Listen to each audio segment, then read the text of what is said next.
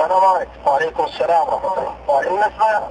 بالنسبة يا شيخ بارك الله فيك، التأمين نعم اللي تكلمت فيه الآن نعم، وتقول ان اعتقادك انه مباح نعم، وهذا دليل على انك تمثل نفسك فقط يا شيخ. اما هيئة كبار العلماء ما بينت الشيء هذا، فلذلك يا شيخ الواجب تكف عن هالمسألة هذه وتترك المجال هيئة كبار العلماء يفتوا فيه فقط بس. اما انك يا شيخ تدخل وتخرج ترفع الاصوات مع الاخوان وتبين ان الكلام اللي ما له فائده ولا مرجو منه، ارجع خل مرجعيه يا شيخ هيئة كبار العلماء.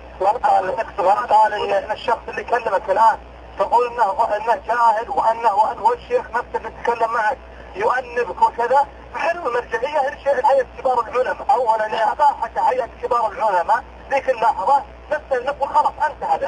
هل انت تلتزم انك تمثل نفسك يا شيخ؟ ما له داعي تكون اعتقادي اعتقادك تحتفظ به لنفسك جزاك الله خير. هل انت تلتزم وليس من هيئة كبار العلماء انت؟ هل انت ولك حق علينا بس الدعاء؟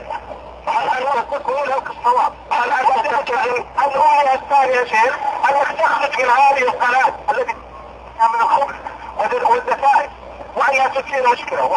وانصح خويك هذا اللي جالس معك يا شيخ يا شيخ هذا انت صائم لا تصوم قبل رمضان والصيام، فيجب عليكم يا شيخ التقوى. اتقوا الله يا شيخ.